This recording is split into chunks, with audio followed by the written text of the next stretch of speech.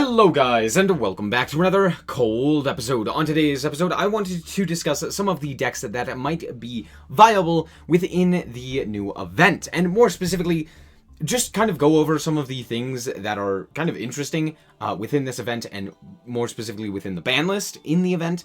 So if we actually look at the forbidden list, so the event, let me specify, is specifically for solo mode and like story mode decks, right? So, the Orchest Mech Knight stuff, Bee Troopers, Monarchs, Shiranui, stuff like that, right? So, when we go to, when we go to the Forbidden list, a lot of cards are notably banned, and a lot of key components to a lot of decks that are specifically not in the story mode, but there are a lot of exceptions. Now, granted, I'll just quickly scroll through. You know, some notable things.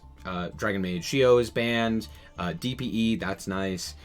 We have like TG Hyper Librarian, Literalist Crucial Starling. We have well, that one's obviously banned. Grass is banned. All of like the runic stuff. They're like all of the runic cards are banned.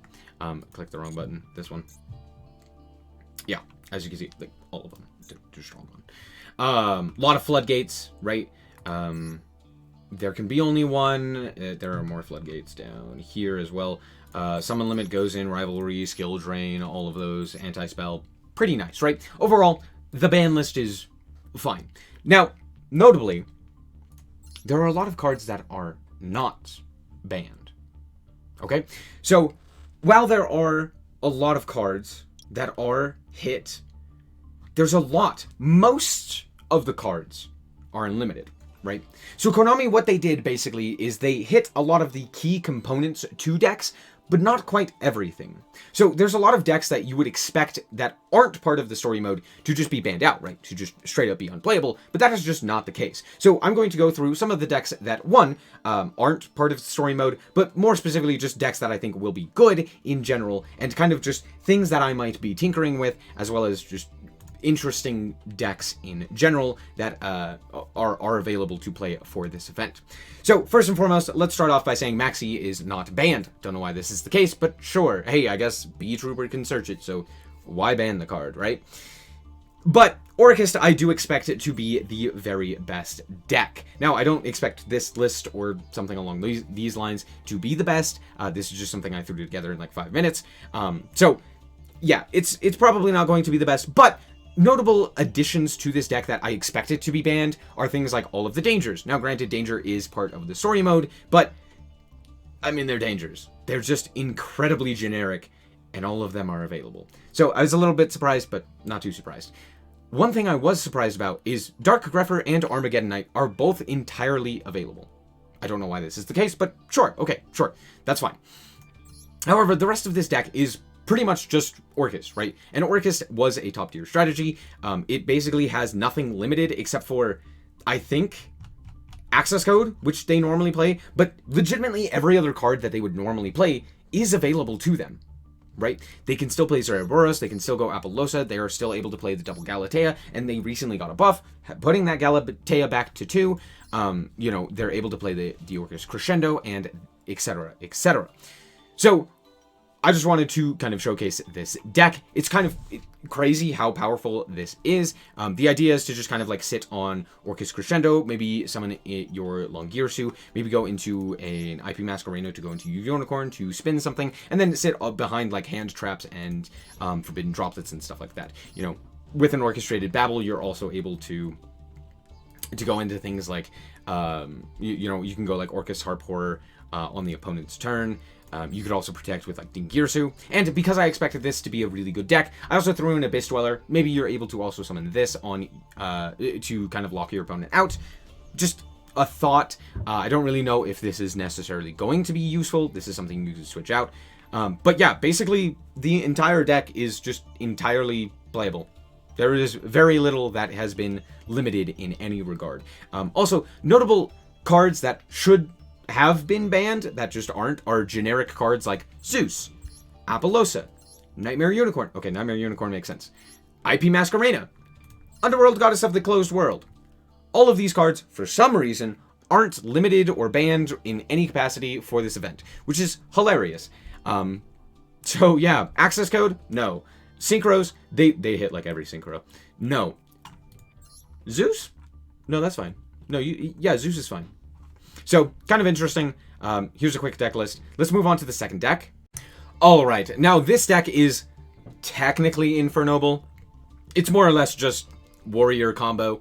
The idea is to utilize the insane advantage that you get off of summoning in Isold in order to go into things like Charles and X-Saber Gothams, as well as ending on like Apollosa and, you know, similar things. And more specifically, Gearfried, to have like a negate, ripping 2 cards out of your opponent's hand, and then also potentially having some sort of hand traps.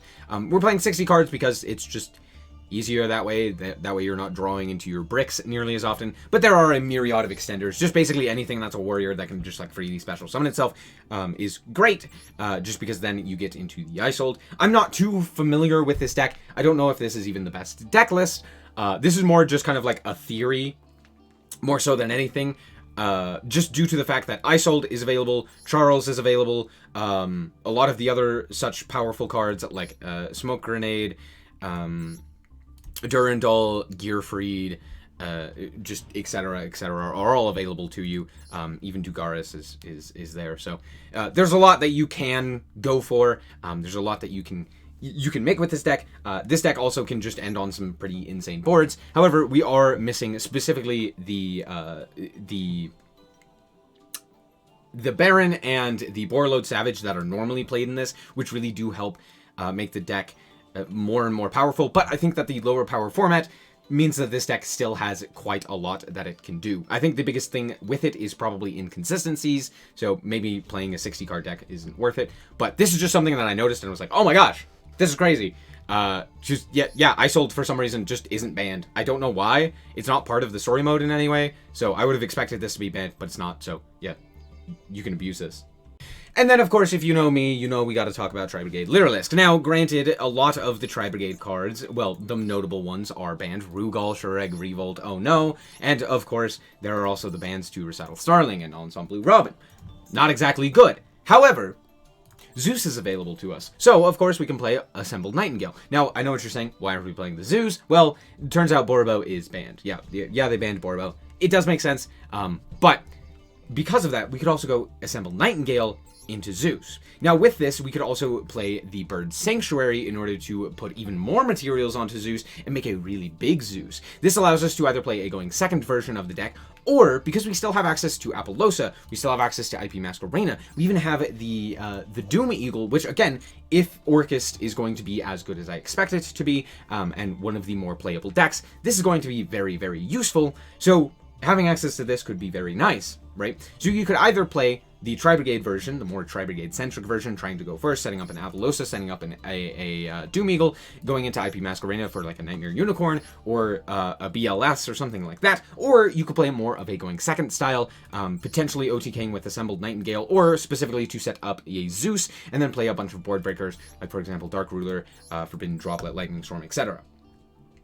And then of course you can also throw in the Albion, TriBrigade Mercurier branded sword little engine as well. This one is not, I don't play 53 cards. Just like cut it down, pick whether you want to go first or second. This is just something that I noticed and was like, okay, that's interesting. A lot of the TriBrigade names are playable. Now granted, you could also play like TriBrigade Glad Beast, but Glad Beast is terrible, so don't do that. Yeah, I still just think that this is very strong. There's a lot that you can do with this. It's not the best, because Samorg is also banned. The Link Samorg is banned, so you can't go into like Apex Avian, which is also banned. But I think that there's a lot here. There's a lot that you can do, specifically due to the fact that Assembled Nightingale and Zeus are available. So there's that. Also, Utopic Draco Future is also banned, so there's that. Alright, now this is probably the biggest oversight that I've seen from this. Windup is just entirely unlimited. Don't know why. Not a single card was hit from it. Just straight up. And Zenmaity allows you to do a lot, right? Just any level 3 spam allows you to basically get infinite material, which can then be used for a wide variety of things. Now, normally we would go into like I don't know, Verte Scythe Lock with, like, Utopic Draco and Appaloosa and Toad and stuff like that. We can't really do that. A lot of those cards are banned. But notably, what's not banned is Naturias.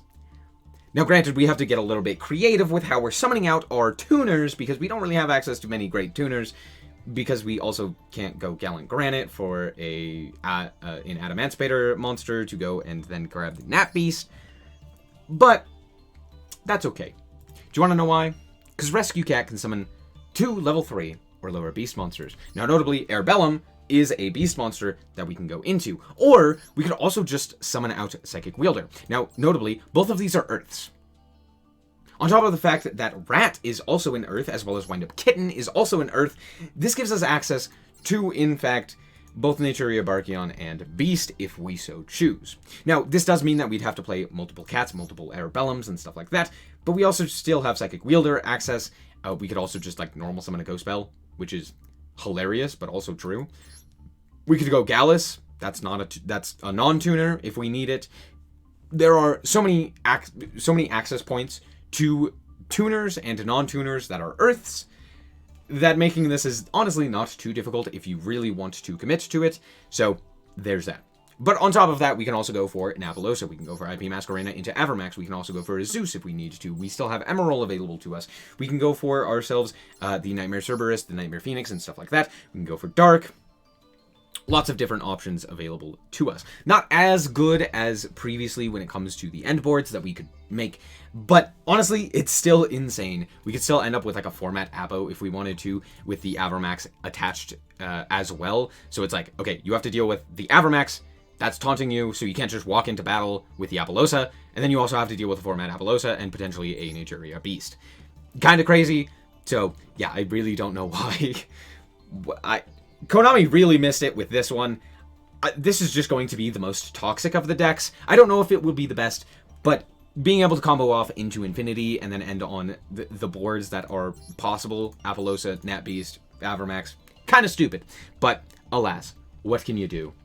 Alright, so this one is a story mode deck, but I do expect it to be pretty good. I don't know if it'll be the best, but Blunder is very strong. They basically lost nothing in terms of their mainline combo, and as a going second strategy, they can kind of just, like, absolutely wipe you if you're not prepared.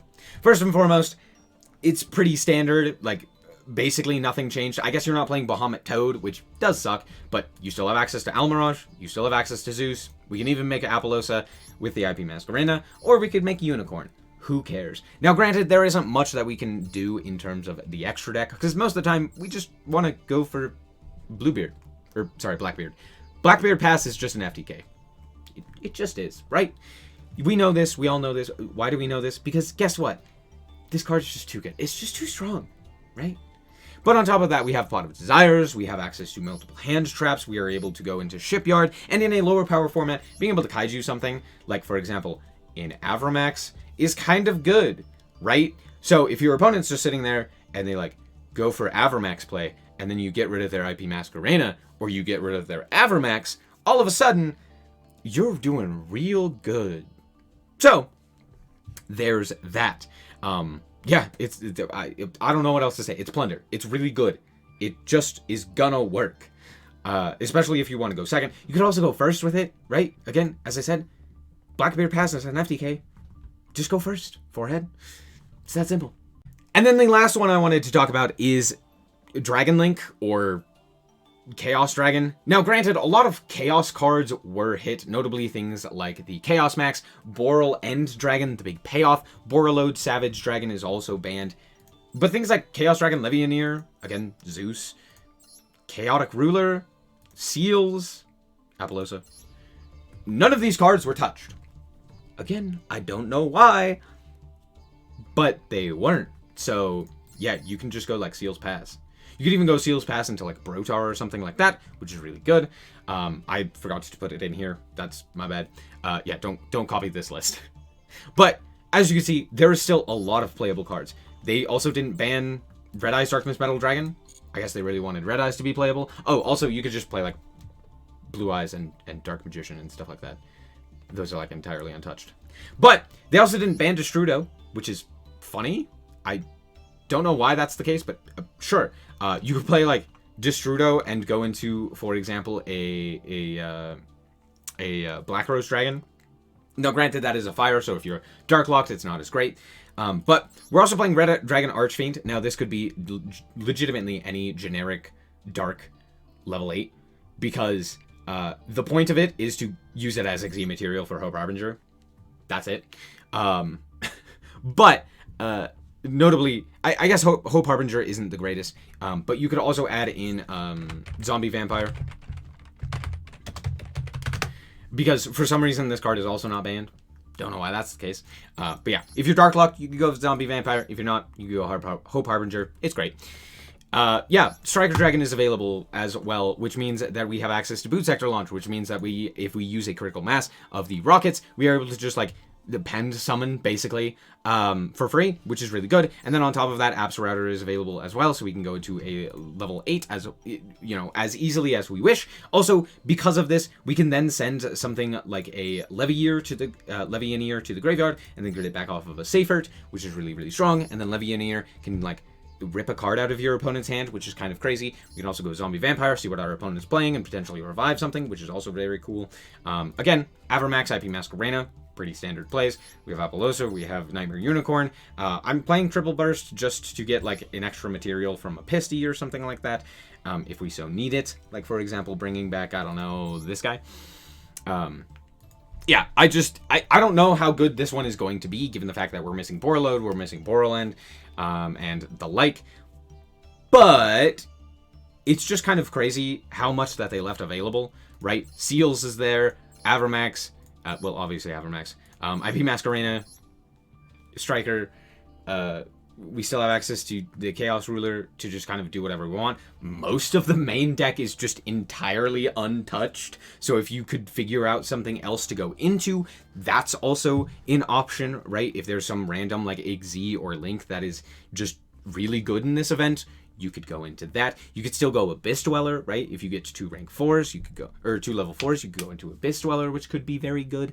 There's just so much that is here that is just, like, really strong that Konami just entirely left untouched. So yeah, that's it. That's all I have to say. Hopefully that you guys did indeed enjoy this episode, and this gave you some ideas as to what is available in this format, outside of the actual, like, story mode decks. Now, I did touch on 2 of the story mode decks, but those are the decks that I expect to do the best from the story mode. And yeah, all in all, this is just a weird, wacky format, and I want to tinker with it and to play with it and see what's actually good and what's not. Who knows? Maybe none of these are actually good, and it turns out, like, Karakuri is the best or something like that. I doubt that, but who knows, you know? Anyway, that's going to be it for this episode. I hope that you guys did indeed enjoy. If you did, Alex is very much so appreciated. And if you want to check out more content like this, as well as more Yu-Gi-Oh!, then just be sure to subscribe. Anyway, thank you guys so much for watching, and remember to always stay frosty. Bye-bye. Shout out to the Frost Guard, my members. Thank you guys so much for the support, and I hope you enjoy the content.